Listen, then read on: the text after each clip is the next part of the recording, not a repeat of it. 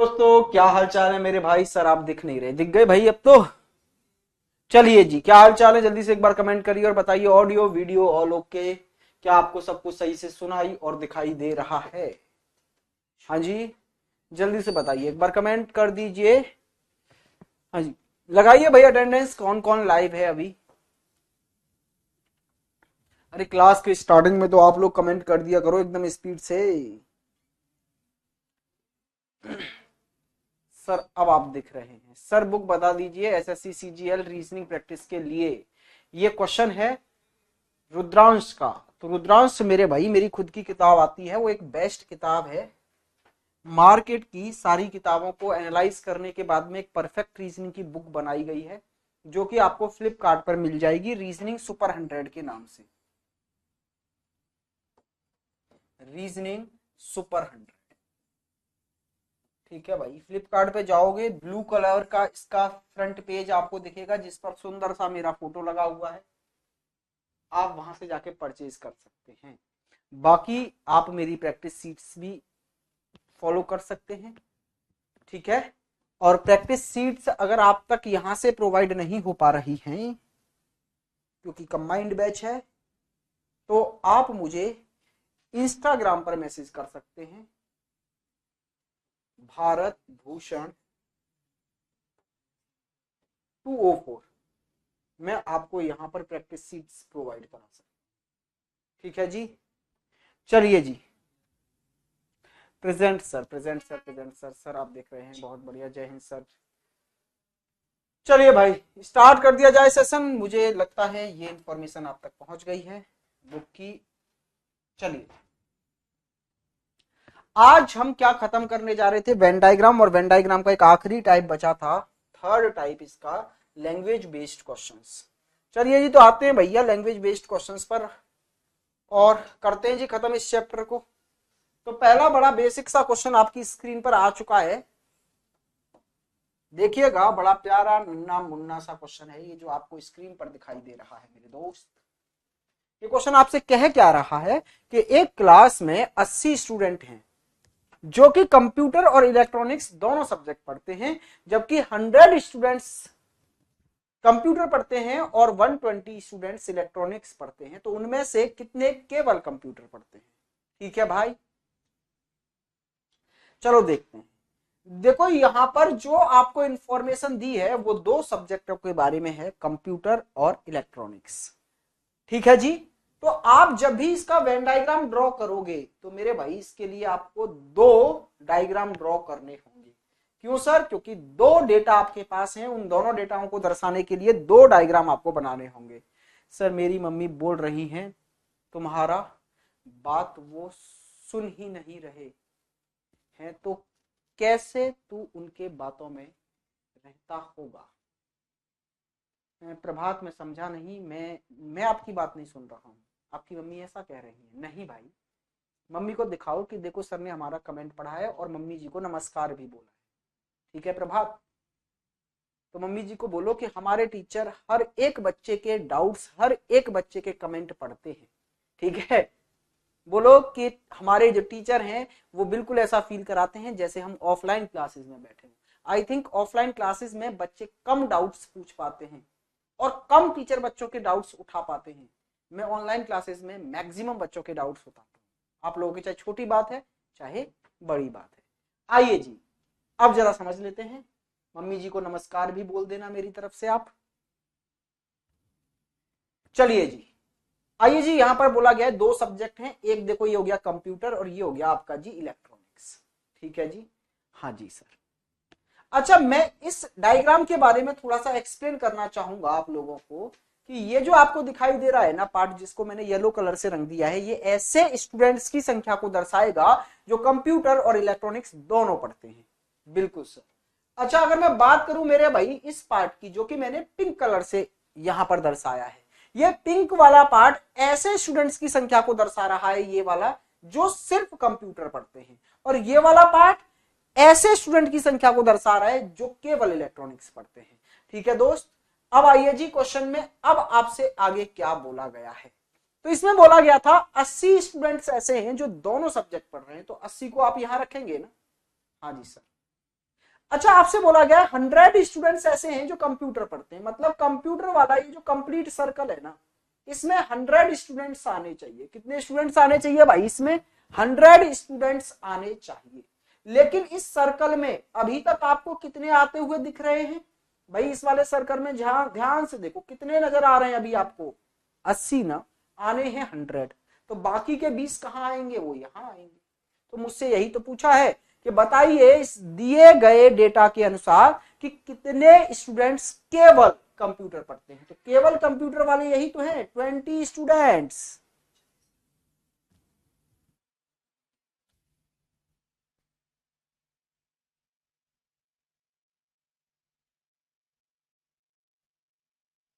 ये दोस्त आंसर आ गया ना?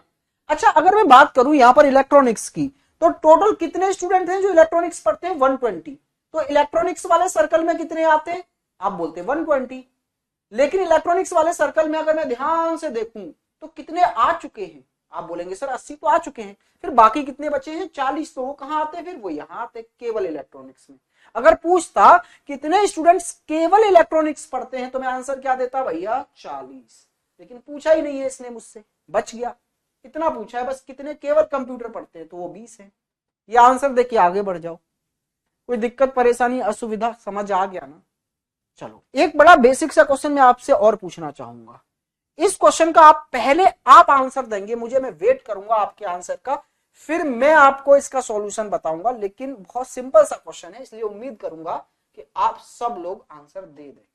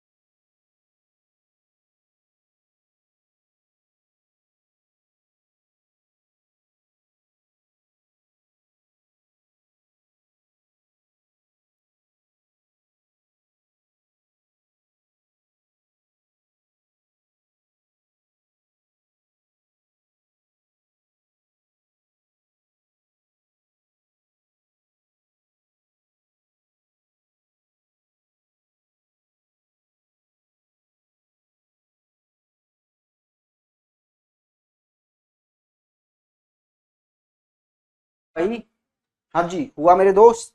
चलो देखो, इतना सिंपल क्वेश्चन है ना यार, तुम लोग कभी कभी बेइज्जती करा देते हो मेरी ऐसे क्वेश्चनों के आंसर ना देकर। देखो क्या बोला है, एक क्लास में टोटल 45 स्टूडेंट थे भाई। टोटल स्टूडेंट कितने थे जी? 45। ठीक है भाई। अच्छा, उसमें से ना 26 स्टूडेंट जो हैं वो योगा की क्लास में शामिल हो गए, मतलब वो योगा की क्लास में गए थे जी। योगा की क्लास में कितने स्टूडेंट पहुंचे जी? 26। अच्छा, 28 ऐसे थे जो जिम्नास्टिक की क्लास में पहुंचे। भाई जिम्नास्टिक की क्लास में कितने पहुंचे जी? 28। ठीक है साहब। और ये बोल रहा है 5 स्टूडेंट ऐसे रहे जो ना तो योगा करने पहुंचे ना ही जिम्नास्टिक में पहुंचे। इसका मतलब है 45 थे टोटल, लेकिन उनमें से 5 तो बेचारे कहीं गए ही नहीं। तो इसका मतलब है 40 स्टूडेंट ऐसे थे मेरी क्लास के जिन्होंने योगा या जिम्नास्टिक में पार्टिसिपेट किया। हाँ या ना? आप बोलेंगे यस। अच्छा, लेकिन जब मैंने योगा और जिम्नास्टिक की क्लास में जाकर देखा तो मैंने क्या पाया? योगा में मैंने देखा सर 26 स्टूडेंट है, और जिम्नास्टिक में जाके गिने तो वहां कितने मिले मुझे? 28। ऐसे अगर मैं टोटल स्टूडेंट यहां से निकालूं तो 26 और 28 मिलकर कितने हो गए भाई? 54। तो ऐसे मेरी काउंटिंग में तो 54 स्टूडेंट्स नजर आ रहे हैं, जबकि रियल में कितने स्टूडेंट्स थे जो योगा या जिम्नास्टिक में पार्टिसिपेट कर रहे थे? 40। तो भाई ये कौन सी आंखों का धोखा है जो 40 को 54 बना दे रहा है? कहने का मतलब है थे तो 40, लेकिन यहां मुझे वो 54 संख्या नजर आ रही है। तो ये जो 14 संख्या है ये क्यों बढ़ गई? ये 14 संख्या रियल से ऊपर पहुंच कैसे गई मेरे दोस्त? तो यहां पर ना एक बात पूछी गई है कि कितने छात्र योगा तथा जिम्नास्टिक दोनों करते हैं। ऐसे कितने स्टूडेंट्स हैं मेरे भाई जो योगा और जिम्नास्टिक दोनों कर रहे हैं। तो ये ना जो संख्या बढ़ती हुई नजर आ रही है ना, यही है वो 14 स्टूडेंट जो दोनों जगह काउंट हो गए हमसे। जिम्नास्टिक की क्लास में भी मैंने गिन लिए, योगा में भी गिन लिए, दो जगह गिनने की वजह से मुझे एक्स्ट्रा नजर आ रहे हैं 14। जितनी संख्या रियल वैल्यू से बढ़ जाए समझ जाइए वो डबल काउंट हुए हैं।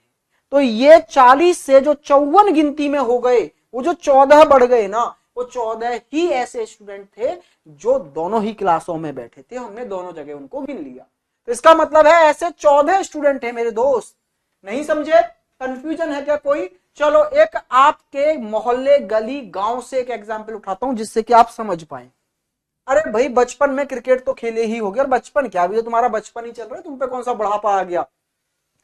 तो अभी तुम अपने मोहल्ले से गली से निकल के जाते होगे क्रिकेट खेलने। मान लो आपकी गली मोहल्ले से 11 बच्चे क्रिकेट खेलने पहुंचे भाई प्लेग्राउंड में। तो आपने इसमें से दो टीम बनानी है, क्योंकि दो टीम होंगी तभी तो खेलोगे। ये फर्स्ट टीम और ये सेकंड टीम। हाँ जी सर। आपने क्या किया, इन 11 खिलाड़ियों में से 5-5 खिलाड़ी पहले दो टीमों में बांट दिए। अब बेचारा एक रह गया, बड़ा निराश हताश सा खड़ा हुआ। तो आपने क्या बोला, फिर जो एक रह गया उसको आपने कॉमन प्लेयर बना दिया। बोले भाई तू फर्स्ट टीम में भी खेल, तू सेकंड टीम में भी खेल।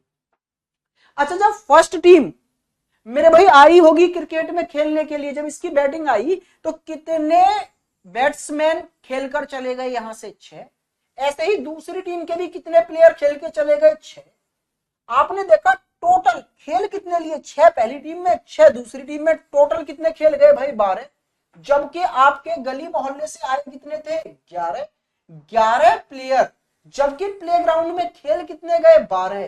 तो ये रियल वाली वैल्यू से जो एक बढ़ गया, एक ही तो बढ़ा, रियल वाली वैल्यू से जितना बढ़ जाए समझ जाइए उतना ही कॉमन था, वो दोनों जगह काउंट हुआ। तो रियल वैल्यू 11 थी जबकि प्लेयर यहां 12 हो गए। तो एक संख्या बढ़ती हुई नजर आई ना, यही एक संख्या क्या है, कॉमन, जो दोनों तरफ नजर आए होंगे। ऐसे ही हमारे क्वेश्चन में रियल में तो 40 ही स्टूडेंट थे जो दोनों क्लासेस में पहुंचे, लेकिन जब मैंने दोनों क्लासेस की टोटल निकाला तो वो 54 नजर आ रहे हैं। इसका मतलब है 40 से 54 नजर आ रहे हैं मुझे। कितने बढ़ते हुए नजर आ रहे हैं, 14 बढ़ते हुए नजर आ रहे हैं। तो ये वही है जो कॉमन है। क्लियर हुई है बात, डन है। ऐसा ही एक सेम क्वेश्चन आप लोग इसको करिए, बिल्कुल सेम है, कोई बिल्कुल चेंज नहीं है इस क्वेश्चन में। जल्दी से खत्म करो फटाफट से दोस्त।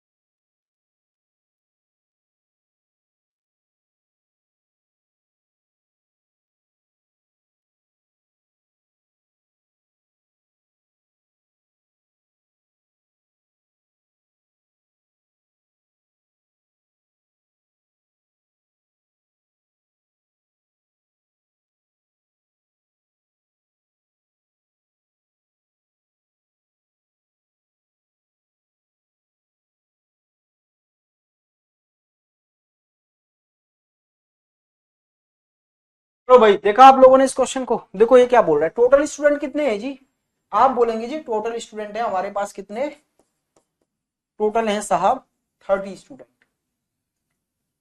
30 स्टूडेंट हैं जिनमें से क्रिकेट और फुटबॉल दो गेम खेले जा रहे हैं। तो बोला जा रहा है 20 स्टूडेंट ऐसे हैं जो क्रिकेट खेलते हैं। भाई क्रिकेट खेलने वाले कितने हैं जी, 20 हैं। अच्छा फुटबॉल खेलने वाले कितने हैं मेरे भाई, फुटबॉल खेलने वाले 15 हैं। अच्छा प्रत्येक स्टूडेंट कम से कम एक गेम जरूर खेलता है, ऐसा बोला गया। इसका मतलब यह है कि अगर हमारे पास टोटल 30 थे तो 30 के 30 प्लेयर कहीं ना कहीं खेलते हुए नजर आएंगे आपको, चाहे वो क्रिकेट में हो चाहे फुटबॉल में हो।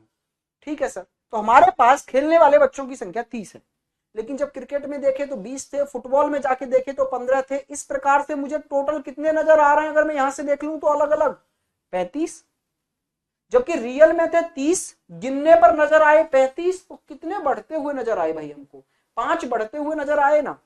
तो जो रियल से जितना भी बढ़ जाए समझ जाइए उतनी ही वैल्यू कॉमन होती है, उतना ही दोनों जगह होते हैं। तो इसका मतलब है उनमें से कितने दोनों खेलों में पार्टिसिपेट कर रहे थे, तो भाई आपको कितने नजर आ रहे हैं, 5 ना। समझ में आ गई बात, 5 गुरुजी 5। सी सही है, बहुत बढ़िया भाई, तुम तो बहुत होशियार हो गए यार। ये वाला क्वेश्चन देखो, नन्ना मुन्ना प्यारा सा क्वेश्चन है भाई, ध्यान से देखिए और कर डालिए भाई इस क्वेश्चन को। ये आपसे क्या कह रहा है, ये क्वेश्चन कह रहा है एक क्लास में टोटल ना भाई कितने 70 स्टूडेंट हैं, जिनमें से 50 क्रिकेट पसंद करते हैं, 35 क्रिकेट और फुटबॉल दोनों ही पसंद करते हैं, और कुछ केवल फुटबॉल पसंद करते हैं। तो इस जो डिटेल हमें दी है, इस डिटेल को कौन सा वेन डायग्राम सही से यहां पर रिप्रेजेंट कर रहा है, आपको वो बताना है भाई। जल्दी से बताओ फटाफट से एक बार।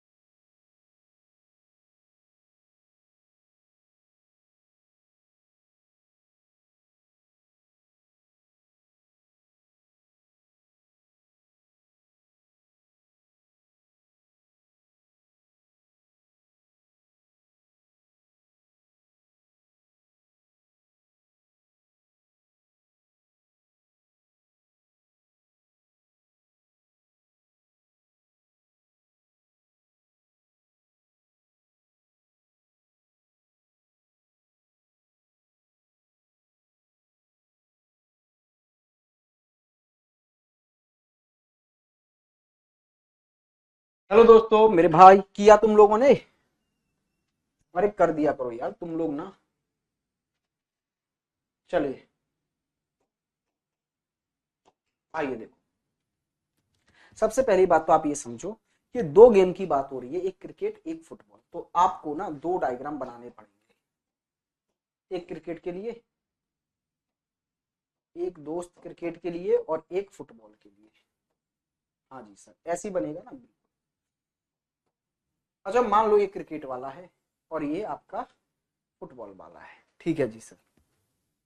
अब आपको क्या बोला गया है ना कि क्रिकेट खेलने वाले या क्रिकेट पसंद करने वाले 50 हैं, तो यहाँ इस क्रिकेट वाले सर्कल में कितने आने चाहिए जी, 50 आने चाहिए, ठीक है सर। अच्छा आपको बोला 35 ऐसे हैं जो दोनों ही गेम पसंद करते हैं, तो 35 यहाँ रहने चाहिए बीच में, जो दोनों ही गेम पसंद करें।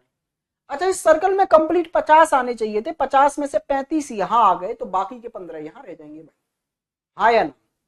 आप कहेंगे बिल्कुल सर एकदम डन है, कोई दिक्कत नहीं है। अच्छा टोटल कितने थे, 70, तो इस सर्कल में आ गए 50, तो बाकी बचे कितने, 20, वो यहाँ आ गए। जरा देखना ऐसा डायग्राम बनना चाहिए, कोई ऐसा डायग्राम है इसमें, हाँ जी आप कहेंगे सर ऑप्शन नंबर डी एकदम राइट आंसर है। ऑप्शन डी जो है वो बिल्कुल सेम ऐसा ही बन रहा है जैसे आपने हमको बना के दिखाया है। क्लियर हुई है बात। चलिए तो फिर अब आते हैं जी नेक्स्ट क्वेश्चन की ओर, और नेक्स्ट क्वेश्चन आपकी स्क्रीन पर ये रहा। टूट पड़ो जल्दी से, इस क्वेश्चन को करने की कोशिश करिए, फटाफट से आप ये क्वेश्चन कर दो दोस्त, करिए करिए करिए भाई।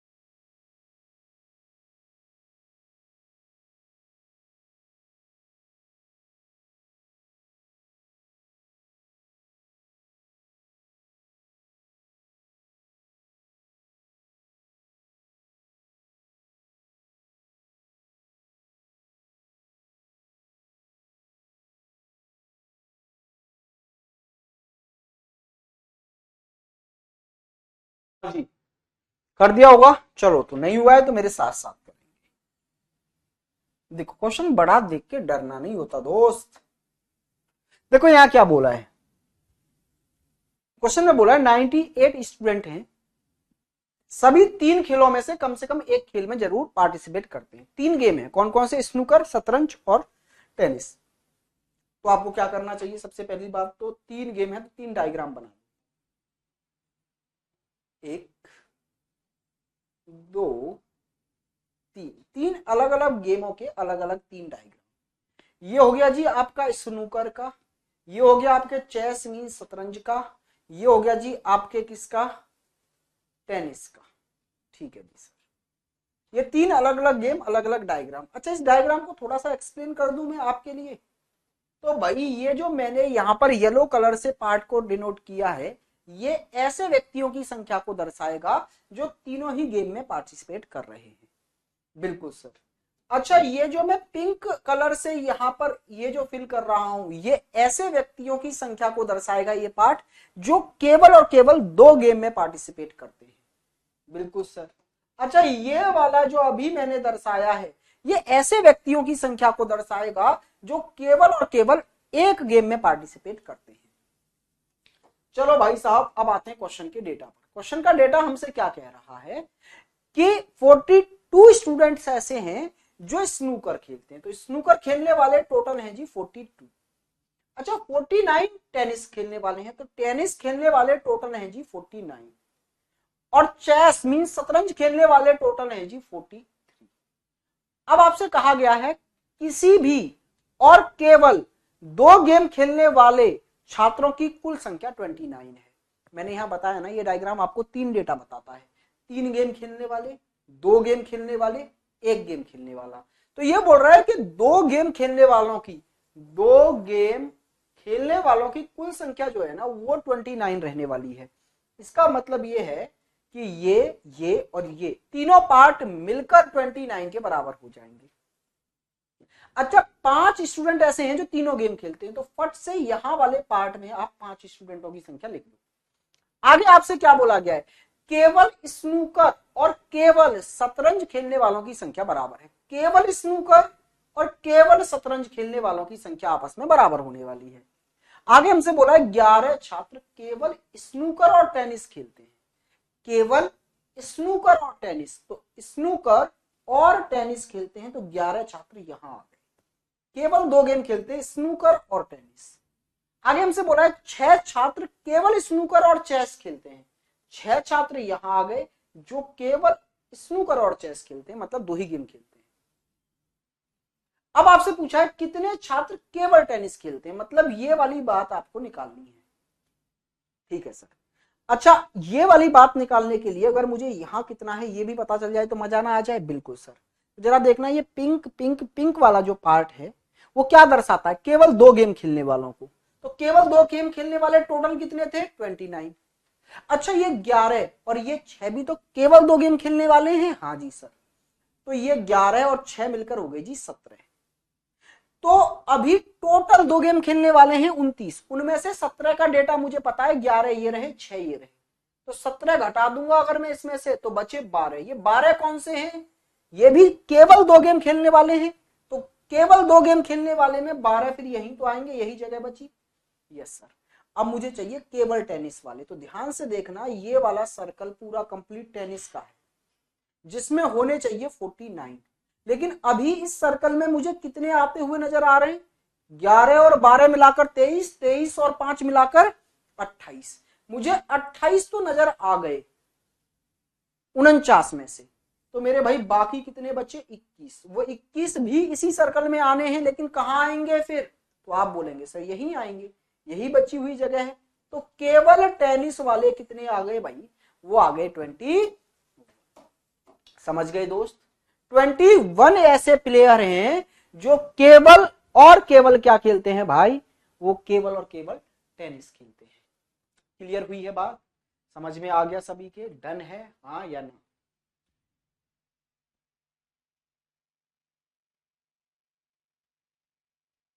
अच्छा आप लोग एक नेक्स्ट क्वेश्चन पर आइए।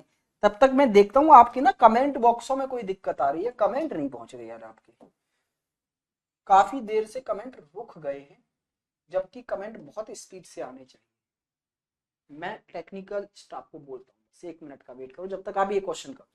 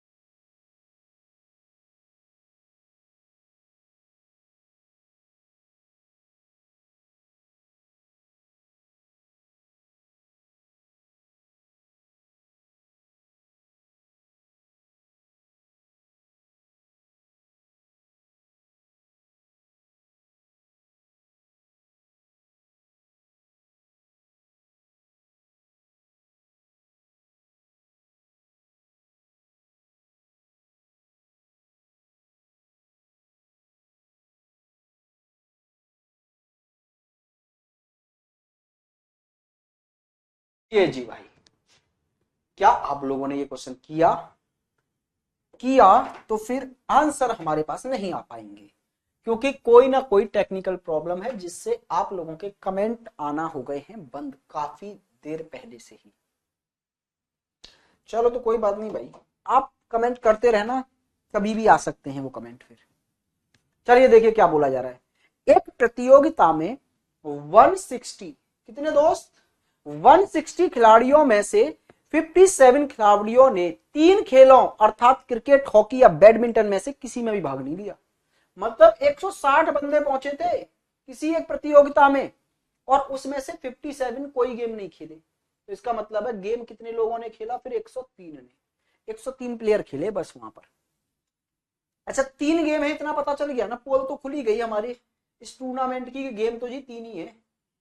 तो फिर ऐसा करो उन 3 गेमों का अलग अलग 3 डायग्राम बना लो, है ना।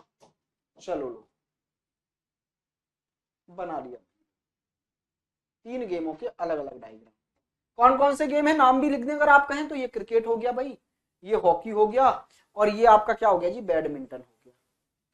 अच्छा आप एक अनुमति और दें तो थोड़ा सा मैं इसमें वो भी क्लियर कर दूं कि कौन सा एरिया किसको दर्शा रहा है। भाई ये जो एरिया है ना वो दर्शा रहा है ऐसे खिलाड़ियों को जो तीनों गेम खेलेंगे।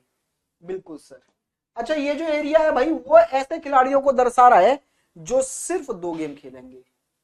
लाजवाब। और ये भाई ऐसे खिलाड़ियों की संख्या को दर्शा रहा है जो सिर्फ 1 गेम खेलने वाले हैं। ठीक है चलो जी अब आइए भाई क्वेश्चन पर। और ये जो पूरा डेटा है डायग्राम के द्वारा ये 3 तरह के लोगों से मिलकर बना होता है। 1 गेम खेलने वाले, हाँ जी सर, 2 गेम खेलने वाले और 3 गेम खेलने वाले। और इन सबको जोड़ दोगे तो आपके पास आ जाएंगे टोटल प्लेयर।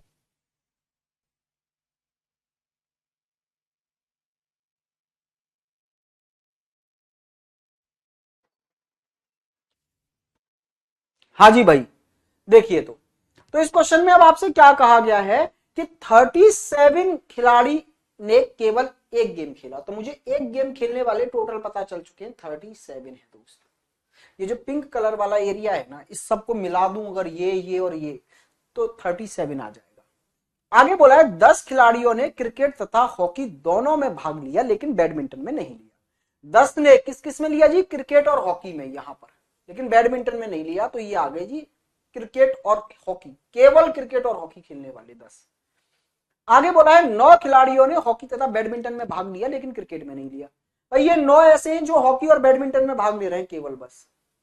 आगे आपसे बोला 13 खिलाड़ी ऐसे हैं जिन्होंने क्रिकेट और बैडमिंटन में भाग लिया लेकिन हॉकी में नहीं लिया। 13 खिलाड़ी ऐसे हैं जो क्रिकेट और बैडमिंटन में भाग ले रहे हैं बस, केवल हॉकी में नहीं ले रहे। चलिए जी सर, तो जरा देखना 2 गेम खेलने वाले भी पता चल गए आपको, 13 और 9 22 और 10 32। तो 2 गेम खेलने वाले 32 हैं, 1 गेम खेलने वाले साहब कितने हैं, 37 हैं। तो 1 गेम और 2 गेम खेलने वाले मिलाकर कितने हो गए आपके पास में, 69 आ गए सर। अच्छा, अगर आप ये बोलें कि तीसरे गेम, तीनों गेम खेलने वाले और पता चल जाए तो उनको और मैं इसमें जोड़ देता तो वो टोटल बन जाते, फिर जो गेम खेले हैं टोटल कितने खिलाड़ी हैं। लेकिन सर यहां पर ये तो आपसे पूछ लिया, तो सभी तीनों गेम खेलने वाले खिलाड़ी कितने हैं, तो भाई ये वाली संख्या तो आपसे पूछी है, लेकिन यहां आपको टोटल बता दिया गया है। आपको पता है ना, 1 गेम 2 गेम 3 गेम, इन चीजों तीनों डेटा को जोड़ दोगे तो टोटल आ जाएगा।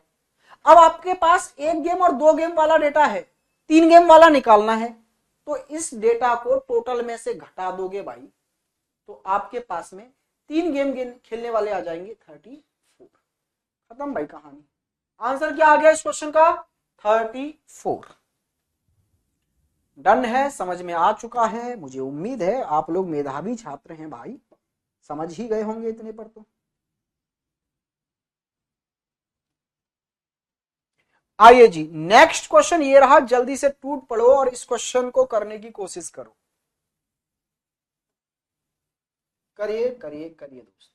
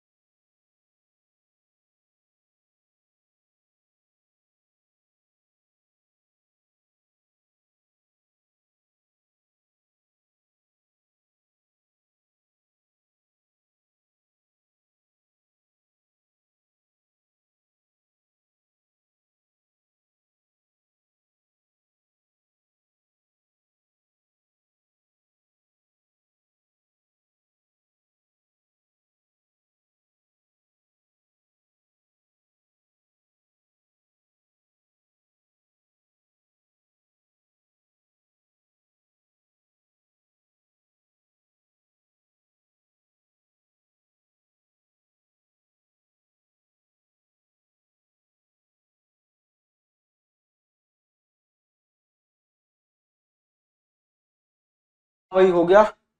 चलिए जी, तो फिर मेरे साथ साथ करिएगा बाकी लोग। देखो क्या बोला है इसमें, ये क्वेश्चन आपसे क्या कह रहा है, चीख चीख कर। ये कह रहा है भाई 100 स्टूडेंटों की एक क्लास में प्रत्येक छात्र 3 विषयों यानी इतिहास, इकोनॉमिक्स और इंग्लिश में से एक या एक से अधिक विषयों में पास जरूर हुआ है। टोटल कितने स्टूडेंट है भाई, टोटल स्टूडेंट है जी 100।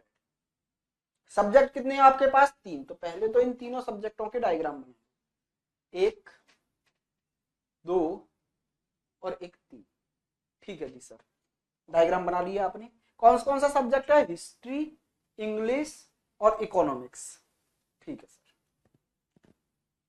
अच्छा, फिर से मैं वही यहां पर बता देता हूं आपको कि ये ऐसा पार्ट है जो तीनों सब्जेक्ट में पास होने वाले स्टूडेंट्स को दर्शा रहा है। ये ऐसा पार्ट है जो सिर्फ और सिर्फ दो सब्जेक्ट में पास होने वाले स्टूडेंट्स को दर्शा रहा है। और ये ऐसा पार्ट है जो केवल और केवल एक सब्जेक्ट में पास होने वाले स्टूडेंट्स को दर्शा रहा है। अब जरा डेटा पढ़ते हैं भाई। यदि छात्रों में से 24 छात्र केवल अंग्रेजी में पास हुए, केवल इंग्लिश वाला, यहां पिंक वाले पार्ट में 24 आ गए, केवल अंग्रेजी। अच्छा, 11 स्टूडेंट अंग्रेजी तथा अर्थशास्त्र दोनों में पास हुए हैं तथा 12 छात्र केवल अंग्रेजी और इतिहास में पास हुए हैं। अच्छा, इन दोनों लाइनों में आपको कुछ अंतर नजर आ रहा है? यहां से पढ़िए, 11 छात्र अंग्रेजी तथा इकोनॉमिक्स दोनों में पास हुए हैं, और ये बोल रहे हैं 12 छात्र केवल इंग्लिश और हिस्ट्री में पास हुए हैं। तो इन दोनों लाइनों में ना एक अंतर है, केवल का। यहां केवल है, यहां केवल नहीं है। इसका मतलब है ये 12 स्टूडेंट ऐसे हैं जो इंग्लिश और हिस्ट्री में तो पास हैं लेकिन इकोनॉमिक्स में पास नहीं है। केवल लगाने का मतलब है सिर्फ दो ही सब्जेक्ट में पास हैं, हिस्ट्री और नहीं, हिस्ट्री नहीं, किसमें है आपके, हिस्ट्री और इंग्लिश में पास है, इकोनॉमिक्स में पास नहीं है। तो हिस्ट्री और इंग्लिश में पास है सिर्फ 12। लेकिन ऊपर वाली लाइन क्या बोल रही थी, 11 स्टूडेंट इंग्लिश और इकोनॉमिक्स दोनों में पास है। केवल नहीं लगाया, केवल नहीं लगाया तो फिर इस चीज को कैसे आप दर्शाएंगे, इंग्लिश और इकोनॉमिक्स। तो इंग्लिश और इकोनॉमिक्स का ये वाला पार्ट है ना पूरा, जिसको मैं ये कर रहा हूं अभी लाइनिंग, ये वाला, इसमें से कहीं भी हो सकते हैं ये 11 स्टूडेंट, यहां भी हो सकते हैं, यहां भी हो सकते हैं। चलिए जी, 11। आगे आपसे क्या बोला गया है, इतिहास में कुल 50 छात्र पास हुए हैं। तो ये जो हिस्ट्री वाला पूरा सर्कल है ना, इस पूरे सर्कल में 50 आने चाहिए मिलाकर। ठीक है सर। अच्छा, यदि तीनों विषयों में केवल 5 ही स्टूडेंट पास हुए हैं, तो यहां पर 5 आ गए तीनों विषयों में। तो अब जरा देखना, एक डेटा आपका क्लियर हो गया, यहां से यहां तक 11 आने चाहिए थे, उसमें से यहां 5 आ गए, तो यहां वाले पार्ट में अब 6 आएंगे। Yes sir.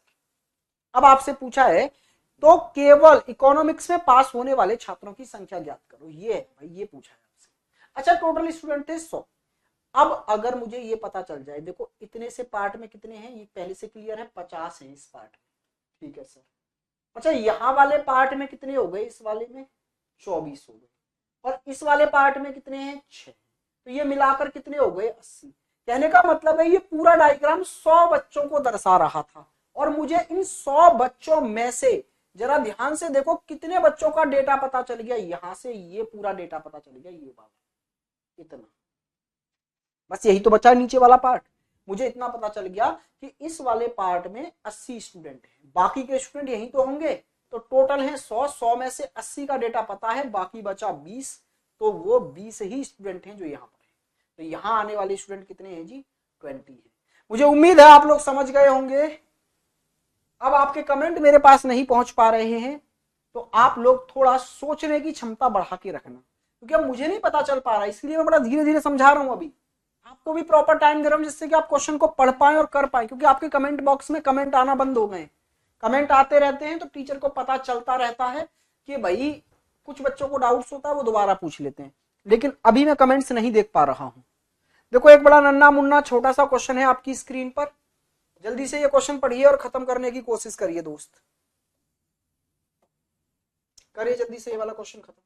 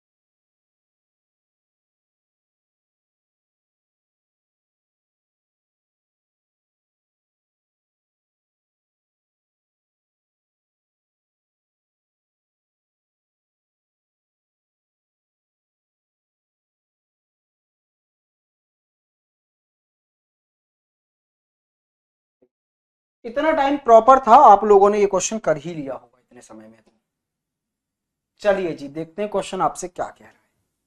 देखो क्वेश्चन आपसे चीख चीख के ये बोल रहा है कि एक कोई शहर है, उस शहर में 65% लोग दूरदर्शन पर समाचार देखते हैं, ठीक है जी, और 40% न्यूज़पेपर पढ़ते हैं, और 25% ऐसे हैं जो समाचार पत्र भी पढ़ते हैं और दूरदर्शन पर भी समाचार देखते हैं, मतलब दोनों ही काम करते हैं। तब ऐसे लोगों का प्रतिशत क्या होगा जो ना तो दूरदर्शन देखते और ना ही समाचार पत्र पढ़ते हैं। चलो भैया देखते हैं। तो दो डेटा है हमारे पास, तो दो डायग्राम ड्रॉ करो पहले। तो एक तो है जी दूरदर्शन वाला, हाँ जी सर, और दूसरा है जी न्यूज़पेपर, ठीक है सर। तो एक तो हो गया ये दूरदर्शन वाला जी, और एक हो गया जी न्यूज़पेपर वाला।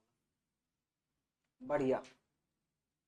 अच्छा यहां पर आपसे एक बात कही गई है कि इसमें 65% लोग हैं जो दूरदर्शन पर न्यूज देखते हैं, और आपके 40% ऐसे हैं जो न्यूज़पेपर पढ़ते हैं, और भैया 25% ऐसे हैं जो दोनों चीजें करते हैं। तो 25% यहां आ गए बीच वाले पार्ट, ठीक है सर। अच्छा अब ध्यान से देखो, इस वाले दूरदर्शन वाले सर्कल में कंप्लीट 65% आना चाहिए था। अब उस 65 में से 25% तो आ चुका है, तो बाकी बचा कितने परसेंट, आप बोलेंगे 40%। तो वो यहां पर 40% केवल दूरदर्शन में। चलो जी सर, ऐसे ही न्यूज़पेपर वाले सर्कल में टोटल कितना आना चाहिए था, टोटल आना चाहिए था सर 40%, लेकिन उसमें से 25% तो आ चुका है, बचा 15% यहां आ गया केवल न्यूज़पेपर में। तो अब जरा देखना, अभी तक आपके पास में जो डेटा आया वो कितने परसेंट का आया, 40 और 25 65 और 15 80%। इसका मतलब है कि टोटल पॉपुलेशन का 80% भाग ही या तो दूरदर्शन या न्यूज़पेपर से जुड़ा हुआ है। बाकी का जो 20% बचा, भाई 100% होती है ना पॉपुलेशन कहीं की भी कंप्लीट, उसमें से 80% का डेटा मुझे मिला जो या तो दूरदर्शन से जुड़े हुए हैं या न्यूज़पेपर से। बाकी के जो 20% रह गए वो ना तो दूरदर्शन से जुड़े हुए ना न्यूज़पेपर से। तो मुझसे यही तो पूछा है कि वो संख्या बताओ जो ना तो दूरदर्शन से जुड़ी हो ना न्यूज़पेपर से, तो वो है जी 20%। बड़ा सिंपल सा क्वेश्चन था जी। एक क्वेश्चन और करिए, ये रहा छुटकू सा नन्ना सा मुन्ना सा क्वेश्चन है भाई, इस क्वेश्चन को जल्दी से आप खत्म करिए जी फटाफट से। क्वेश्चन आपसे क्या कह रहा है, क्वेश्चन आपसे बोल रहा है जी कि 1865 लोगों में से 660 अंग्रेजी बोल सकते हैं और 1305 मराठी बोल सकते हैं, परंतु 120 दोनों में से कोई भी भाषा नहीं बोल सकते। तो कितने दोनों भाषा बोल सकते हैं। चलिए भाई डेटा देखते हैं। ये बोल रहा है टोटल कितने हैं हमारे पास, तो टोटल है जी 1885। अगर मैं बात करूं इंग्लिश बोलने वालों की, तो इंग्लिश कितने बोल सकते हैं जी 660। अच्छा मराठी बोलने वालों की बात करें तो वो कितने हैं 1305, और 120 ऐसे हैं जो कुछ भी नहीं बोल सकते। मतलब ये 1865 जो बच्चे हैं उनमें से भाई 120 तो कुछ बोलेंगे ही नहीं, ना तो इंग्लिश ना मराठी। तो इंग्लिश और मराठी बोलने वाले कितने आ गए, 1865 में से 120 घटा दो, कितने आ गए 1745। तो ये 1745 ऐसे लोग हैं जो या तो इंग्लिश या मराठी बोलते हैं। लेकिन अगर मैं इंग्लिश और मराठी वालों को मिलाकर देखूं दिए गए डाटा के अनुसार, तो ये 660 और 1305 मिलकर 1965 लोग हैं जो कि मुझे यहां इंग्लिश और मराठी बोलते हुए नजर आ रहे हैं टोटल। ऐसे क्वेश्चन पीछे किए तो थे। रियल में जो इंग्लिश और मराठी बोलेंगे वो है 1745, लेकिन डेटा के अकॉर्डिंग मुझे नजर आ रहे हैं 1965। तो मुझे कितने ज्यादा नजर आ रहे हैं जी रियल डेटा से, रियल डेटा था 1745 का, नजर आ रहे हैं 1965। तो ये मुझे 220 लोग एक्स्ट्रा नजर आ रहे हैं। तो ये 220 लोग एक्स्ट्रा नजर क्यों आ रहे हैं, क्यों बढ़ गई संख्या 220, तो उसका रीजन होता है ये वो लोग होंगे जो इंग्लिश और मराठी दोनों ही बोल रहे होंगे, हमने दोनों ही जगह काउंट कर लिया होगा इनको। तो भाई बस फिर क्या है, तो आपसे यही पूछा है कितने लोग दोनों भाषा बोलते हैं, तो भाई यही है 220 जो दोनों ही जगह काउंट हो रहा है, इंग्लिश में भी और मराठी में भी। इसका मतलब है यही 220 ऐसे लोग हैं जो दोनों लैंग्वेज बोल सकते हैं। समझे दोस्त, की समझे आप, समझे या नहीं समझे, बुझे। ये क्वेश्चन बड़ा प्यारा सा है, इस क्वेश्चन को करने की एक बार आप कोशिश करो 2 मिनट के लिए, फिर मैं आपको बताऊंगा ये क्वेश्चन क्या है जी। करिए करिए करिए करिए करिए।